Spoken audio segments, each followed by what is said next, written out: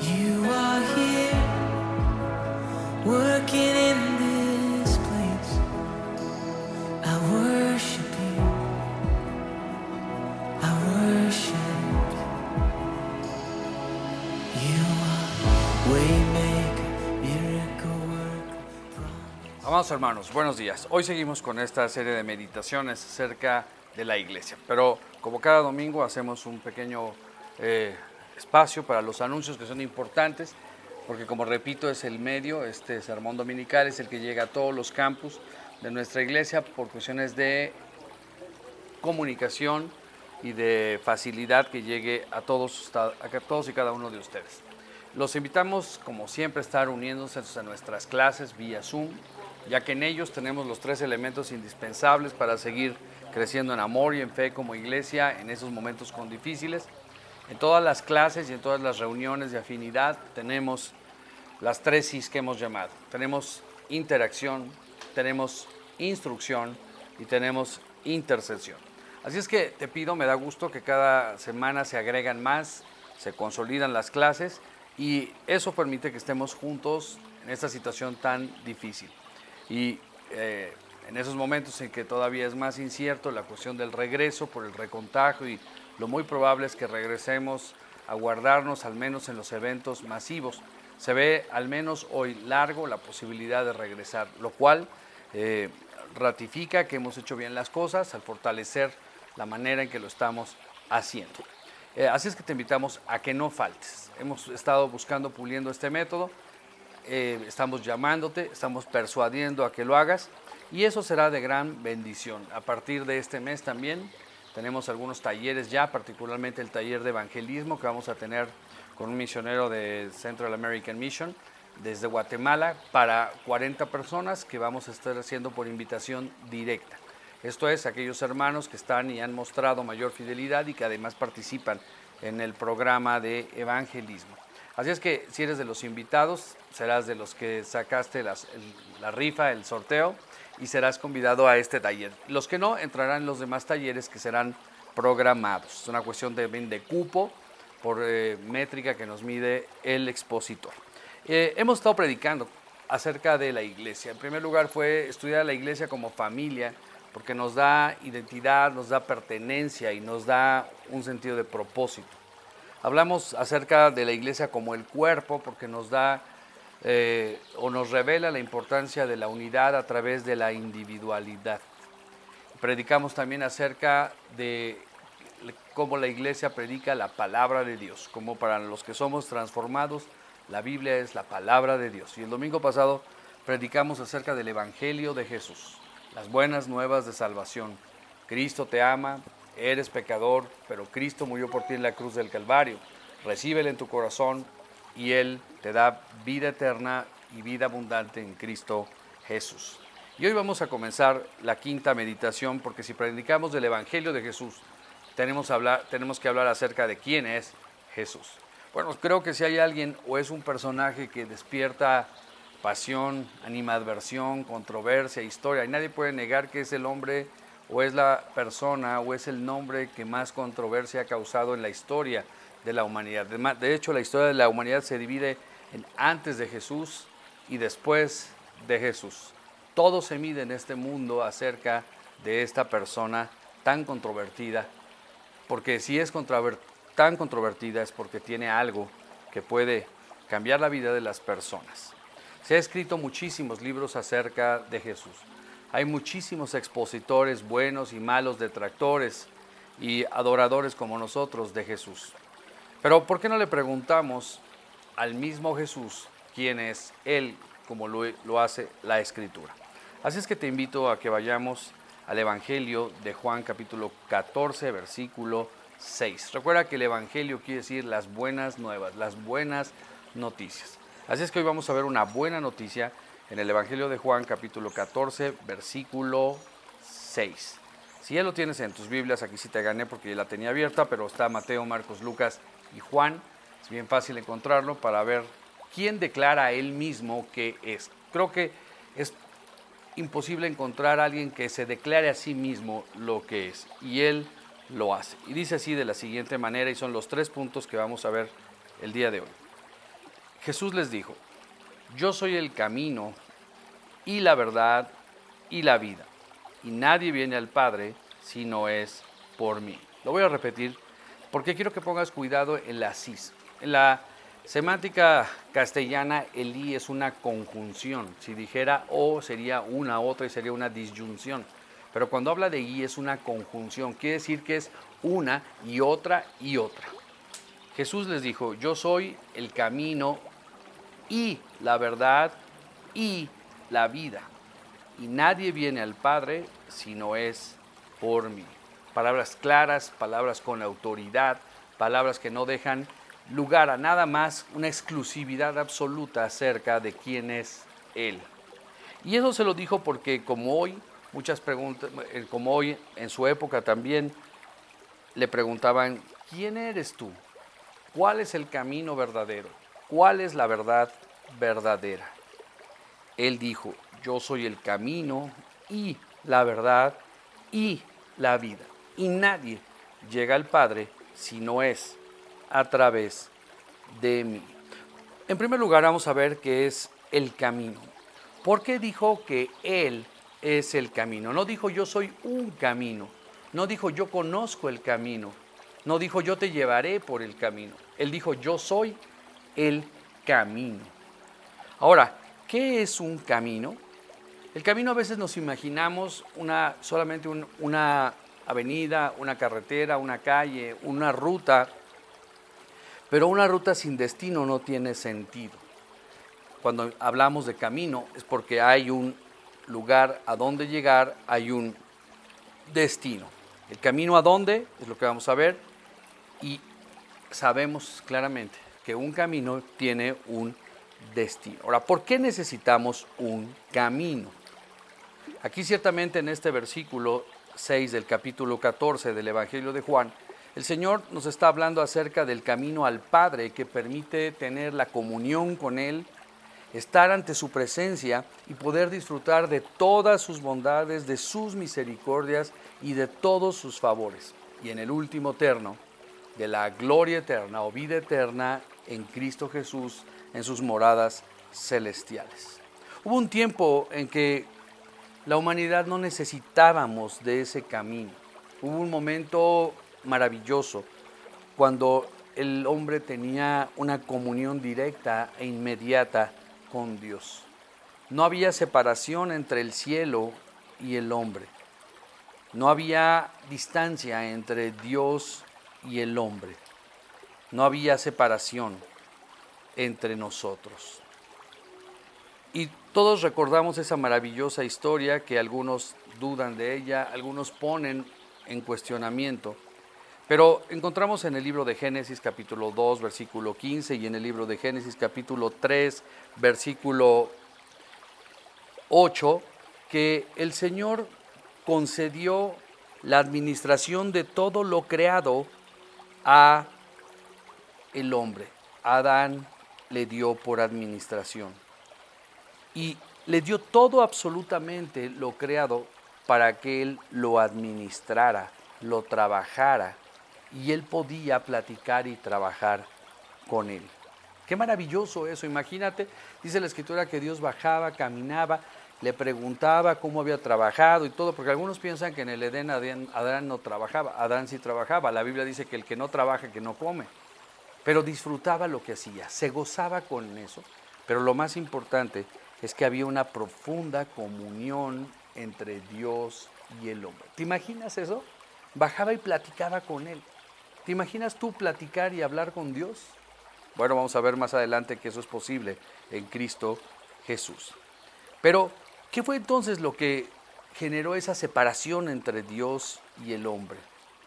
Fue la entrada del pecado al mundo lo que desató un profundo desastre y produjo una separación entre Dios y el hombre. El mismo capítulo 3 del Génesis nos relata que al desobedecer a Dios, el hombre fue puesto bajo maldición, al igual que toda la creación que estaba bajo su administración. El huerto en el que Dios pasaba, bajaba, fue clausurado para Adán y su esposa y para su descendencia, y por el cual no tenemos más acceso a él y ni podemos volver a entrar a menos que sea a través de Jesucristo. En Génesis 3 dice, y el Señor lo echó del huerto. Y fíjate la palabra, lo echó. No lo conminó a que saliera, no lo invitó a que saliera. Es como cuando no pagas la renta y llegas y te echan, o cuando llegan y te, como no cumples con alguna regulación o algo, vienen y te despojan y te lanzan. Dice que el Señor lo echó del huerto. El Señor estaba triste, estaba enojado, estaba decepcionado de Adán y lo echó del huerto para que labrara la tierra de la cual fue tomado. Dice el versículo 24, expulsó al hombre y al oriente del huerto del Edén puso querubines y una espada encendida que giraba en todas las direcciones para guardar el camino del árbol de la vida. En otras palabras, como consecuencia del pecado, la humanidad perdió la comunicación directa e inmediata con Dios y como humanidad ya no nos encontramos en ese maravilloso estado de gracia y felicidad plena, sino que fuimos expulsados de la presencia y gloriosa, bendita presencia de Dios, y todos fuimos sujetos a maldición. Como dice Romanos 3:23, por cuanto todos pecaron, dice, están destituidos de la gloria de Dios. El hombre pecó y fue echado de la comunión con Dios y fuimos destituidos de la gloria de Dios. La humanidad quedó entonces en una situación miserable. Ve la palabra. La humanidad quedó en una situación miserable como se vivía en aquel tiempo y como se vive el día de hoy. Pero hay algo que es maravilloso. Hay algo que nos dice que debemos volver, pero no sabemos cómo volver y no sabemos cuál es el camino para volver. El hombre, a pesar de todo su pecado y de toda la basura en la cual vive y la tristeza y toda la podredumbre que estamos viviendo, hay algo en su interior que le dice que tiene que volver, pero no sabe el camino. Lo único que sabe es que tiene que regresar. La Escritura dice que Dios puso la eternidad en nuestros corazones. ¿Qué quiere decir esto?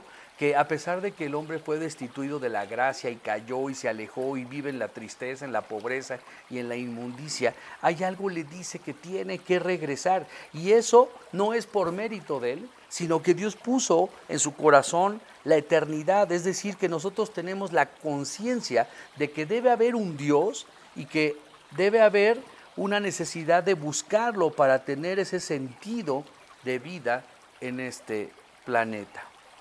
Así es que el hombre busca a través de religiones, filosofías e incluso en algo que se llama humanismo.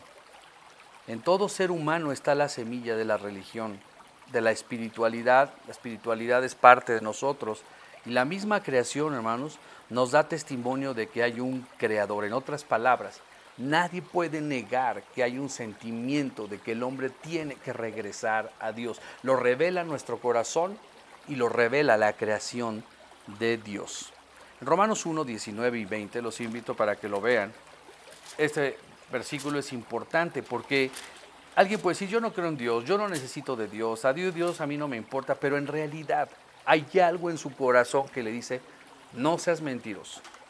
Necesitas de Dios, necesitas de algo que satisfaga ese profundo vacío que nada puede llenar: dinero, sexo, poder, riquezas. No hay nada ni familia que pueda llenar el vacío producido por la separación entre Dios y el hombre. Romanos 1:19 dice de la siguiente manera: porque lo que de Dios se conoce le es manifiesto, pues Dios se lo manifestó.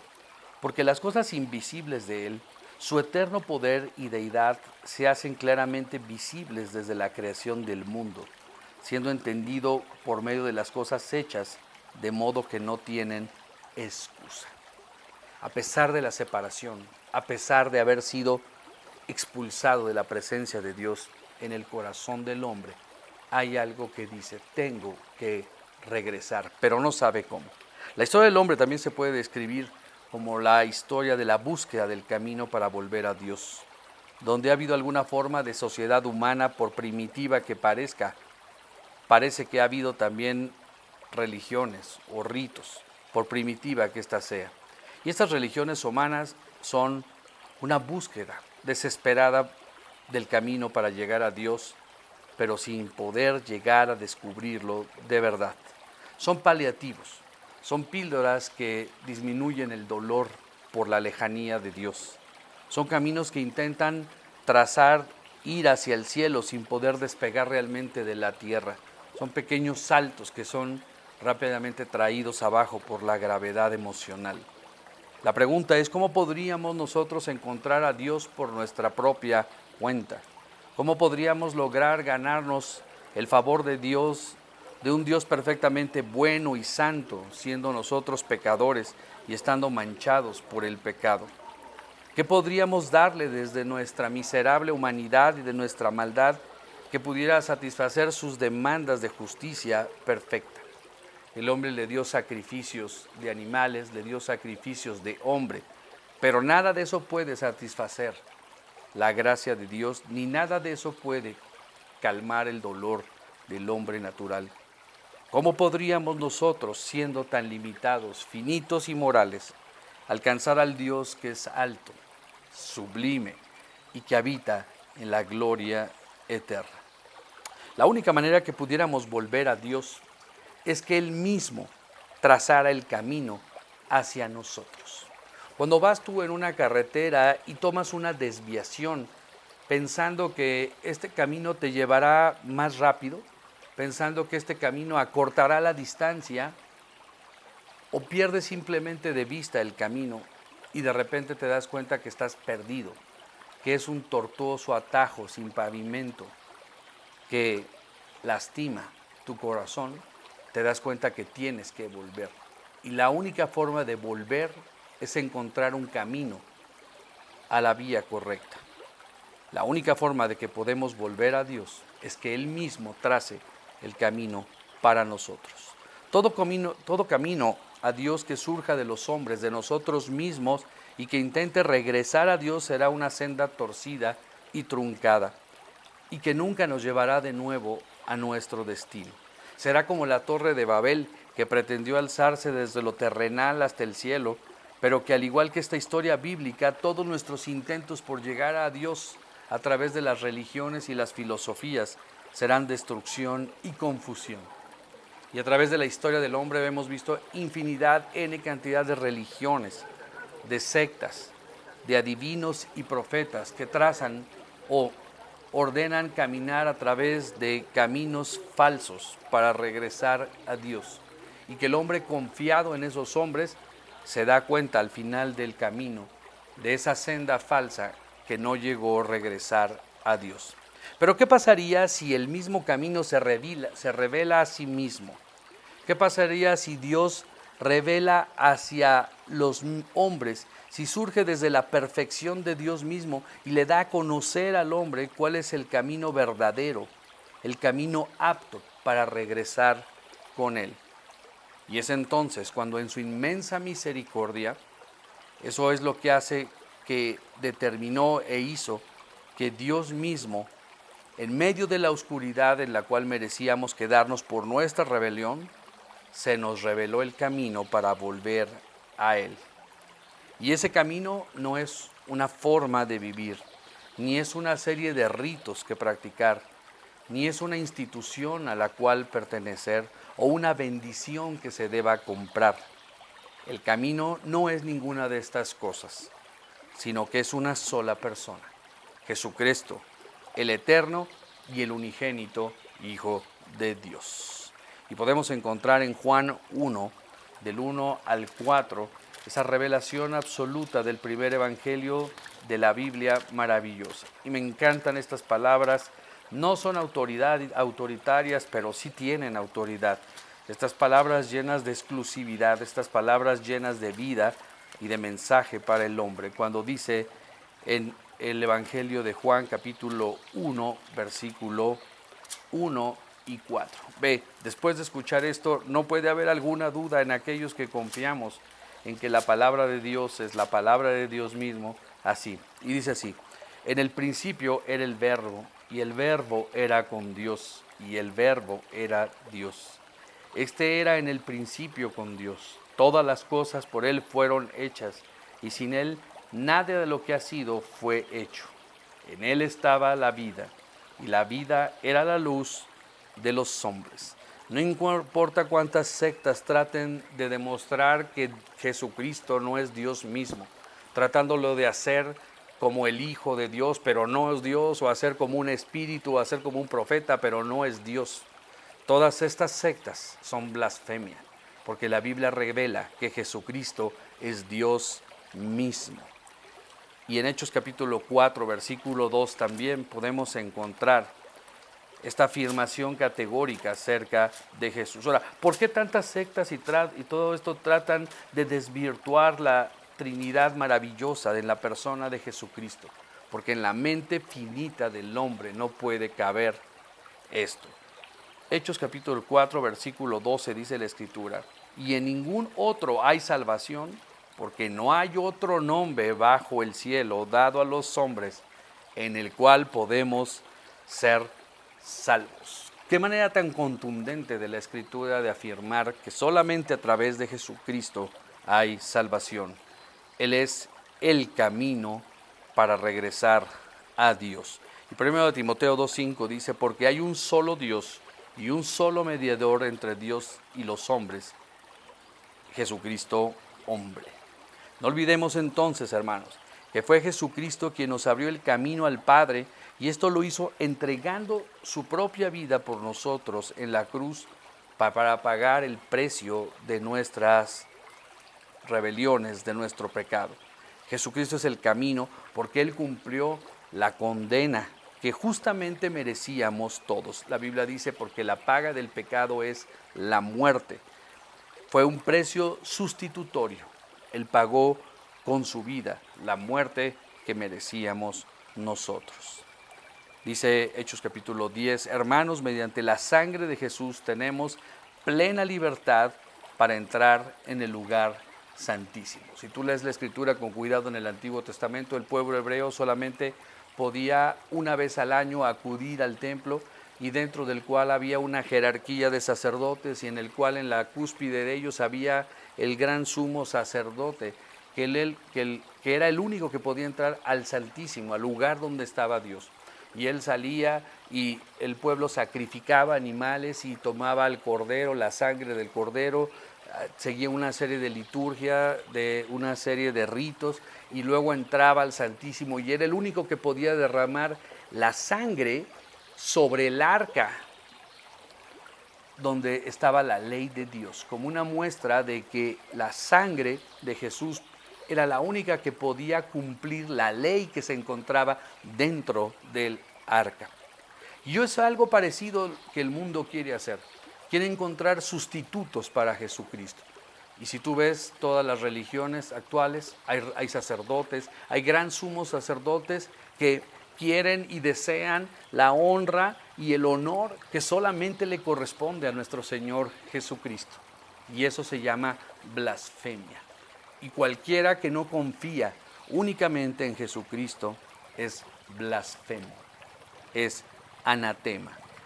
Esta verdad fundamental del cristianismo hoy es particularmente atacada, donde no se plantea no solamente que no exista un camino, sino además que existan muchas vías para llegar a Dios, donde se piensa que cada persona tiene su propia forma de ver a Dios y relacionarse con Él. Hay gente que dice: bueno, Dios es la naturaleza y yo veo a Dios a través de la naturaleza.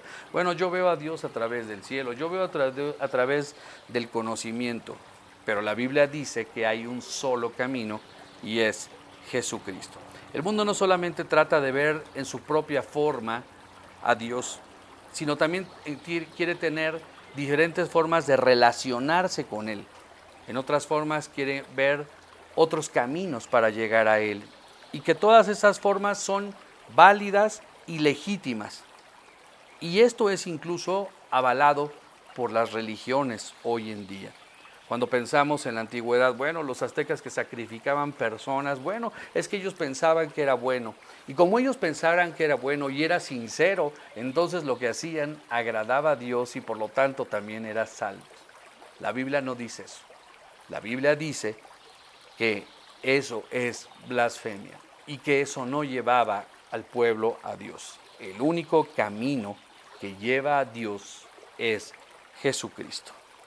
Otras visiones incluso niegan que haya un camino para llegar a otro lugar y tienen una visión por completamente pesimista del mundo, donde lo único que importa es el hoy y el ahora, porque después no hay nada y el mundo universal es todo lo que existe y lo que puedes ver y es todo. En 1 Corintios 15, 32 podemos encontrar que si esto fuera cierto, vana sería nuestra fe. No estaríamos disfrutando y viviendo estos momentos porque todo acabaría así. Dice en 1 Corintios 15, 13, si como hombre batallé en Efeso contra fieras, ¿qué me aprovecha? Si los muertos no resucitan, entonces comamos y bebamos, que mañana moriremos.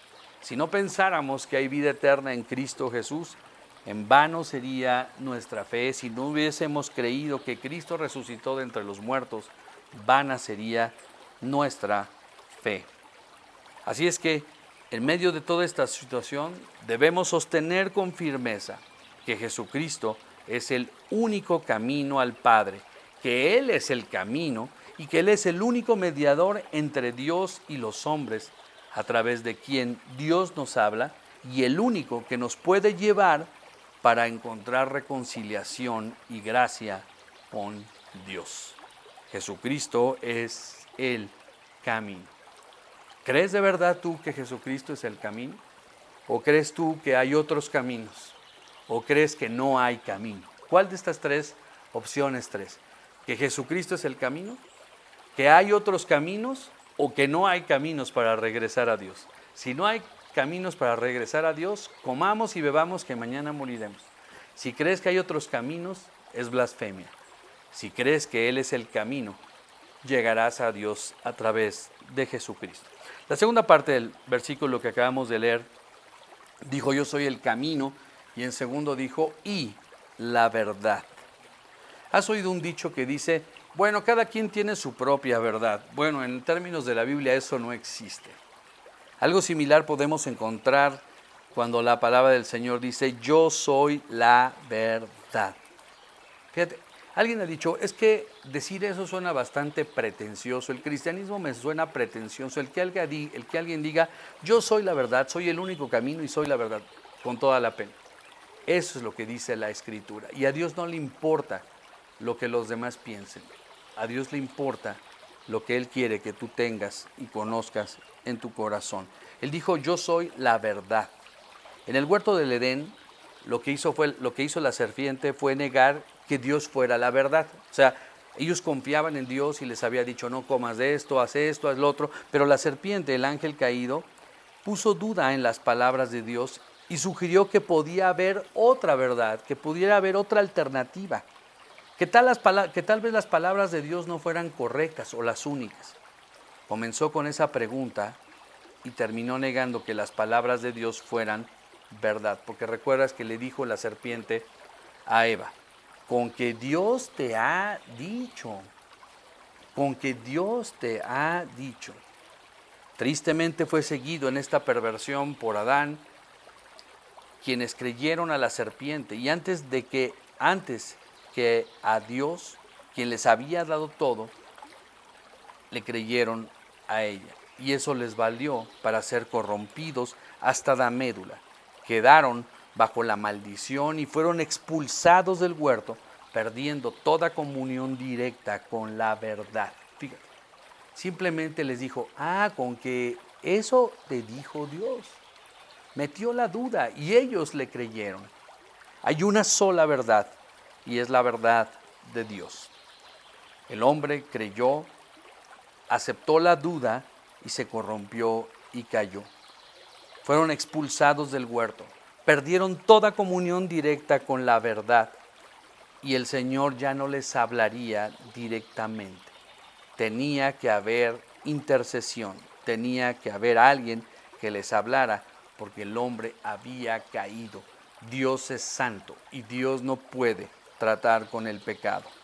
Ya no tendrían la bendición de recibir la verdad de forma inmediata, de la forma continua e inagotable que es Dios.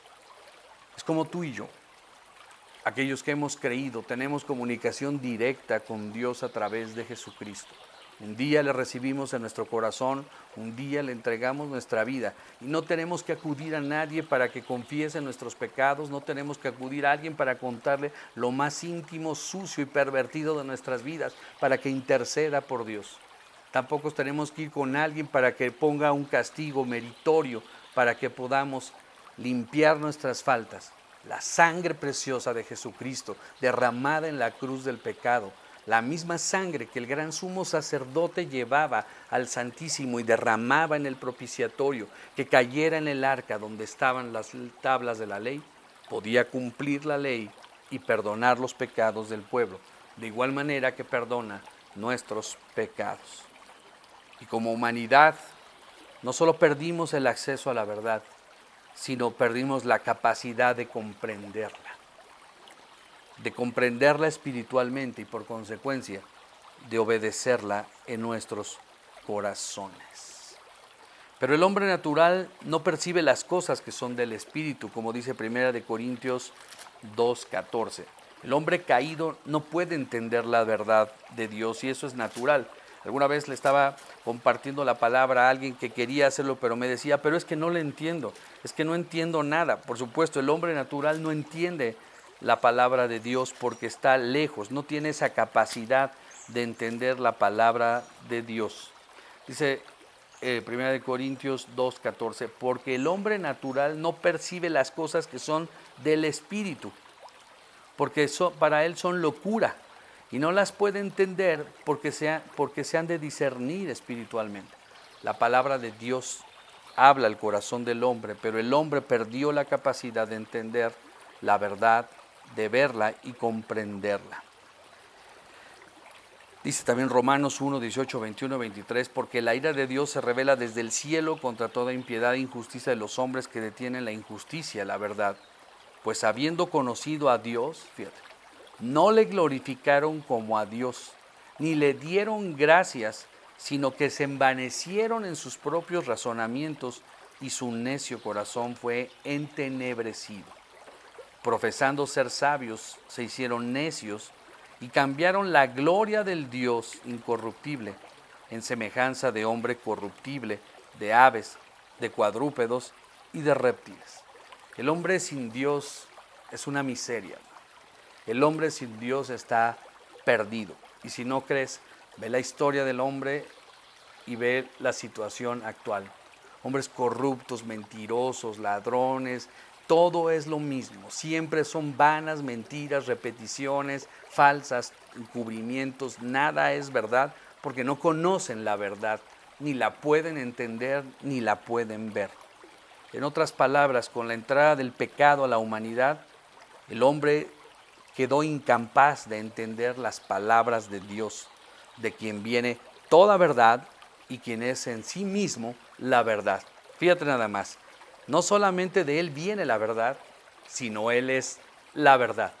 Él no solamente es el camino, sino también es el medio para llegar a Dios. En otras palabras, con la entrada del pecado a la humanidad, ahora somos incapaces de entender realmente a Dios. Y al ser contaminados por el poder corruptor del pecado, nuestro intelecto y nuestra voluntad también fueron entenebrecidos.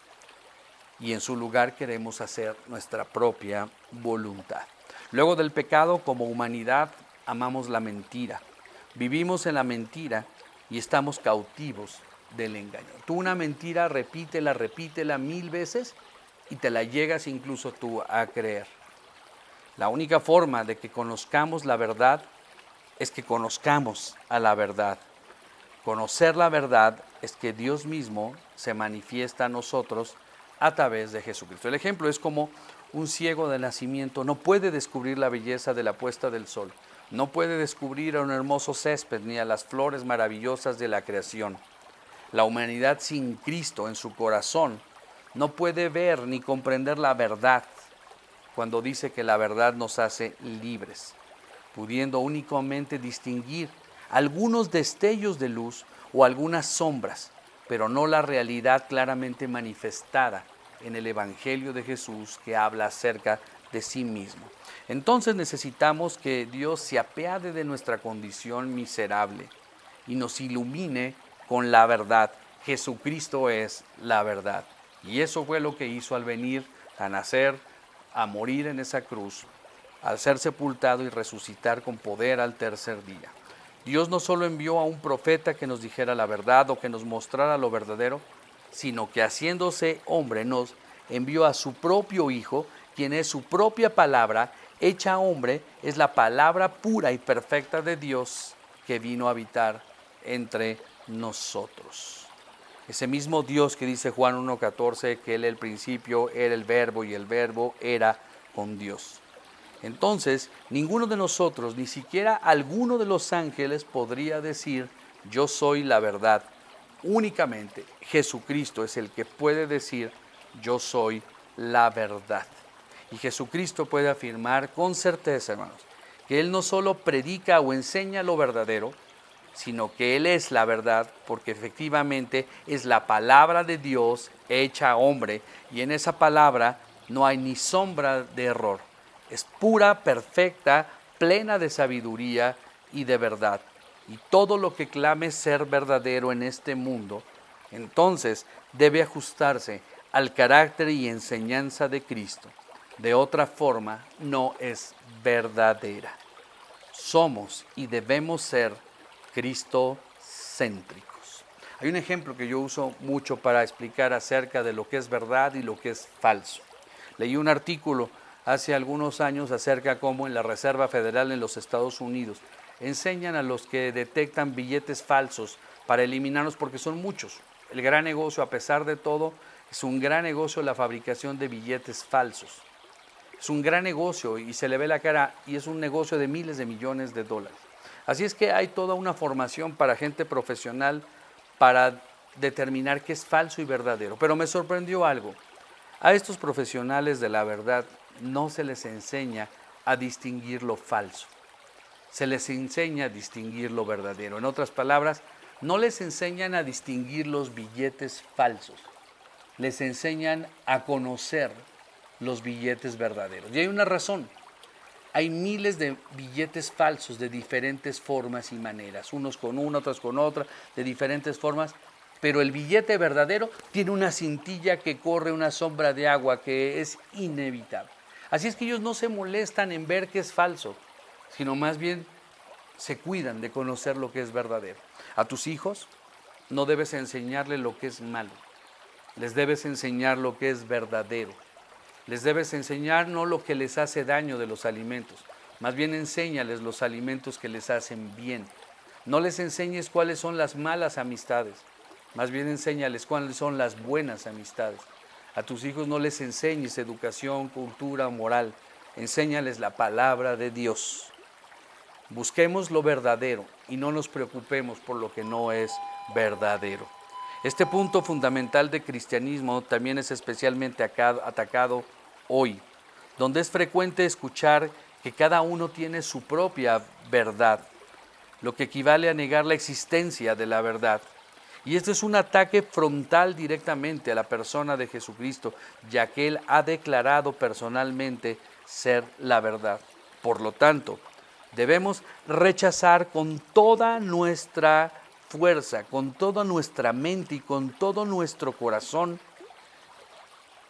nuestro pensamiento cristocéntrico. Y debemos rechazar con todo nuestro ser toda muestra de relativismo, toda muestra de ecumenismo, de que todos somos iguales y que todos los caminos llevan a Dios y que ellos son sinceros y por lo tanto también creen en eso. Eso es blasfemia y es anatema.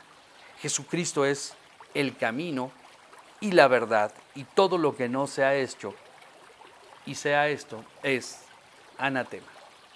La pregunta es si tú crees que Cristo es la verdad. Y el tercero y último punto, Él dijo, yo soy el camino, yo soy la verdad, y ahora dice, yo soy la vida. Para poder entender esta última parte, tenemos que entender lo que pasó cuando entró el pecado al mundo. Romanos 6:23 podemos encontrar qué fue lo que pasó cuando el pecado llegó al mundo. Y no me quiero adelantar a decirlo, pero dice la Escritura en Romanos, ¿qué fue lo que sucedió cuando la serpiente susurró? Y dijo, con que eso te dijo Dios.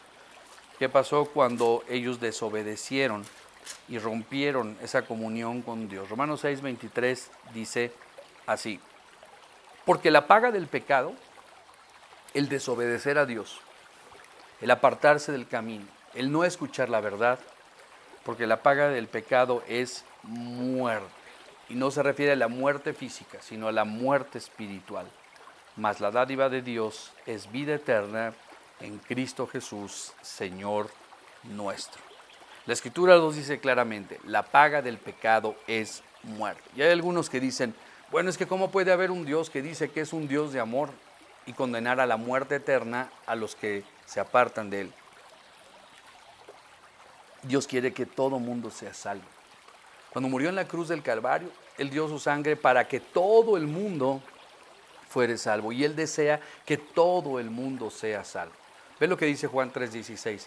De tal manera Dios amó al mundo para que todo aquel que en Él crea no se pierda, mas tenga vida eterna. Dios no quiere dejar a unos a un lado y a otros sí. Dios quiere la salvación para todos, para todos. Y Él murió por todos. Pero Dios es un Dios justo. Y la Biblia dice que la paga del pecado es la muerte. Y la muerte entró al mundo por un hombre y por el pecado la muerte. Así la muerte pasó para todos los hombres por cuanto todos pecaron. O alguien diría en esta tarde, bueno, yo no soy pecador, yo no soy tan malo, yo trabajo, yo cuido a mi familia, yo no ando asaltando, no ando robando, no defraudo, busco portarme lo mejor que se pueda. No soy tan religioso, pero me porto bien y nos formamos nuestra propia métrica de valores, claro, de acuerdo a nuestra estatura moral. Pero déjame decirte algo, nuestra métrica, nuestra estatura moral que fijamos está muy por debajo de la métrica espiritual de Dios. Entonces nuestra condición sin Cristo es la muerte espiritual.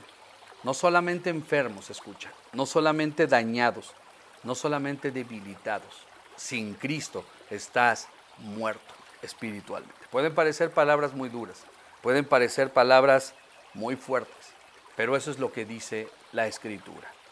Por lo mismo, Jesús declara ser la vida, ya que Él solamente puede vencer la muerte. ¿Y qué mejor manera de demostrarlo? Fíjate, el pecado trajo muerte al hombre. Dios puede traer vida al hombre a través de Jesucristo. ¿Y dónde venció la vida a la muerte? En la mismísima cruz del Calvario. Cuando Él murió,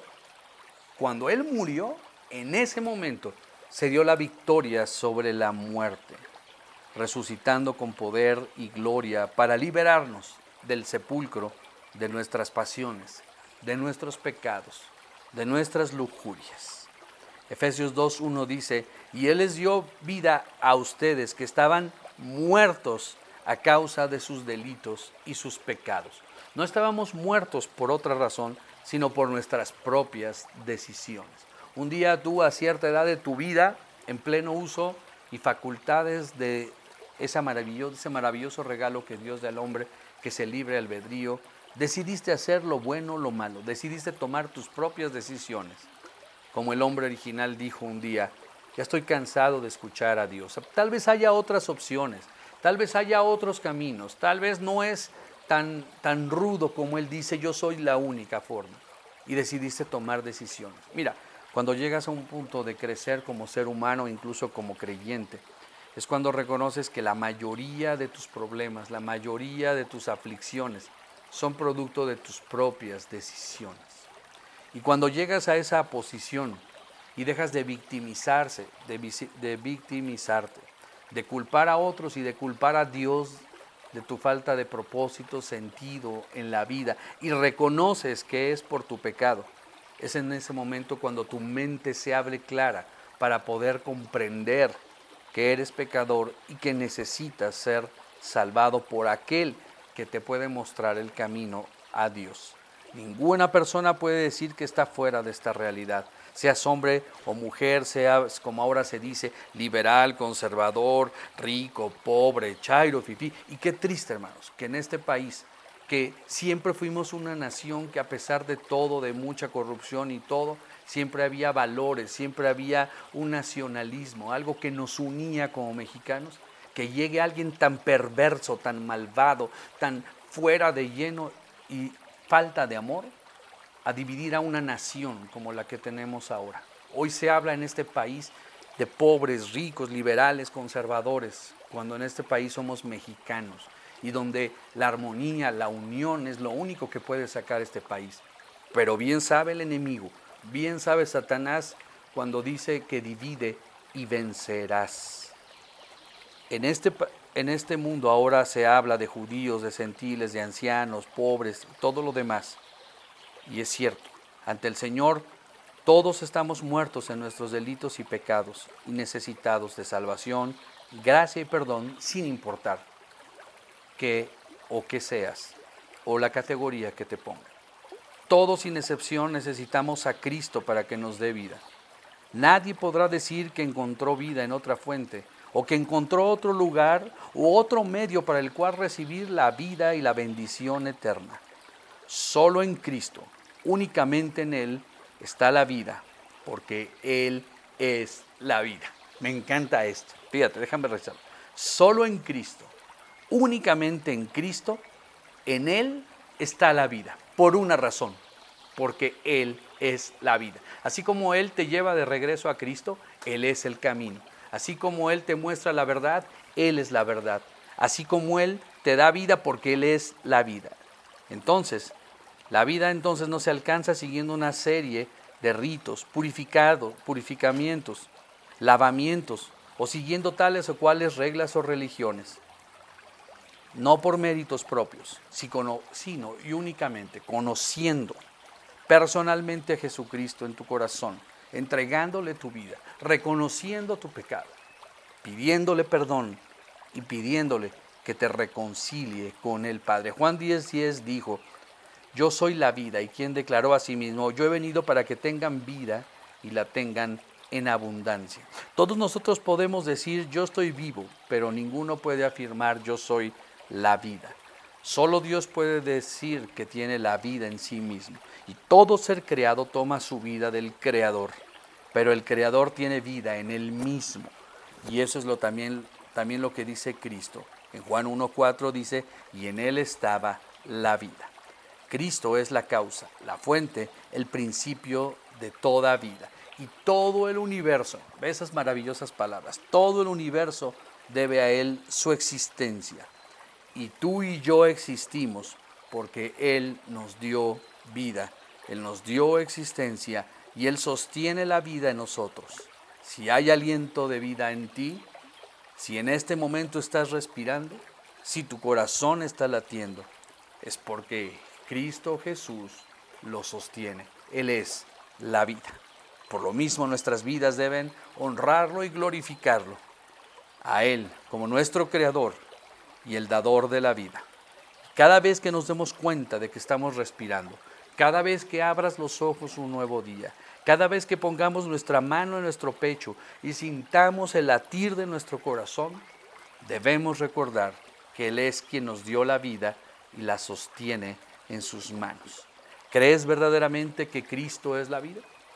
Hemos visto que Él es y dice que Él es el camino, que Él es la verdad y que Él es la vida. Y quiero concluir con esto en esta mañana. De tal manera amó Dios al mundo que la palabra, la luz y la vida vinieron en Jesucristo. Dios mismo se hizo hombre, se hizo uno de nosotros y vivió entre nosotros. Se despojó a sí mismo de este estado de gloria en el que estaba, de esa comunión perfecta con su Padre, y vino en esa humillación para cargar sobre nuestras culpas, nuestro dolor, nuestra muerte, para ser el Cordero que sería inmolado en la cruz del Calvario. Este Dios glorioso, esta luz eterna, esta vida verdadera, esta palabra de Dios se hizo hombre. Tomó sobre sí la naturaleza de hombre sin dejar de ser Dios. se hizo hombre, pero nunca pecó, y entró en la historia de la humanidad, en estos escenarios que estamos viviendo de guerras, muerte, hambre, dolor, división, en este valle de lágrimas, lleno de pecados y de maldad, y vino a ser uno de nosotros, y vino a tener un día a día, a soportar nuestras debilidades, a soportar nuestra bajeza. El Rey del universo se vistió de siervo, fíjate, para salvar a sus enemigos, para salvar a quienes se rebelaron contra su voluntad. Este Dios eterno y glorioso que existía en el principio y que hizo todas las cosas, entró al tiempo para obedecer a su Padre hasta la muerte. Si recuerdas, en la cruz dijo: Padre, si es posible, pasa de mí esta copa, pero que no sea hecha mi voluntad, sino la tuya. Obedeció el Padre hasta la muerte y dio su vida por nosotros. El justo y santo Dios vino a ser y vino a este mundo bajo maldición para deshacer las obras del enemigo y liberar a la creación de la esclavitud, de tu pecado y del mío. ¿Hasta cuándo seguirás resistiendo el camino, la verdad y la vida? ¿Hasta cuándo quieres seguir haciendo tu propia voluntad? ¿Hasta cuándo ignorarás el llamado de Jesús? Él es el camino, la verdad y la vida. Y nadie puede ir al Padre si no es a través de Jesucristo. Pero quien acuda a Él no será echado fuera, como dice la Escritura. Él no desprecia el corazón contrito y humillado. Él invita, como hoy lo hizo, hace milenios de años, a todo aquel que se acerque. Dice la Escritura, para terminar: todos los sedientos vagan a las aguas, y los que no tengan dinero vengan y compren y coman. Vengan y compren vino y leche, sin dinero y sin costo alguno. ¿Por qué gastan dinero en lo que no es pan y su salario en lo que no sacia? Escúchenme atentamente y coman lo que es bueno, y se deleitará su alma en la abundancia. Inclinen su oído y vengan a mí. Escuchen y vivirá su alma. Busquen al Señor mientras puede ser hallado, porque un día ya no habrá oportunidad. Llámelo en tanto está cerca, porque un día ya no habrá tiempo. Abandone el impío su camino, y el hombre malvado sus pensamientos, y vuélvase a Dios, que tendrá Dios compasión de él, al Dios nuestro, que será amplio en perdonar. Este llamado es para dos personas. A ti como cristiano, que eres cristiano, Dios vive en ti, Cristo es el Señor, tu Salvador, pero no es tu Señor. Eres de Él, Él te salvó del pecado, pero quieres seguir viviendo tu vida como si fueras del mundo. Cuidado, Dios y su paciencia tienen límites. No perderás la vida eterna, pero la sanción de Dios llega tarde que temprano. La Biblia dice que el padre que ama al hijo lo castiga, y lo castiga con vara dura. Así es que si eres cristiano, te invito a que rectifiques en lo que estés haciendo mal, que vivas como lo que eres, y si no, que vivas como el mundo si eres del mundo. Pero quiero terminar este sermón, esta meditación, invitándote a ti, que alguien reenvió este mensaje o que estás escuchando por primera vez algo parecido a esto. Dios te ama, pero eres pecador. Pero hay una buena noticia: Cristo, conociéndote y amándote desde que naciste, desde antes de que fuiste concebido, Él ya te conocía, te amaba y te quiere perdonar. Y hay una buena noticia: Él ya murió en la cruz del Calvario por ti, te quiere perdonar, ya pagó su precio, su sangre preciosa, el gran sumo sacerdote, Él mismo lo derramó sobre el propiciatorio para que se pudiera cumplir la ley y se rompiera el castigo sobre ti.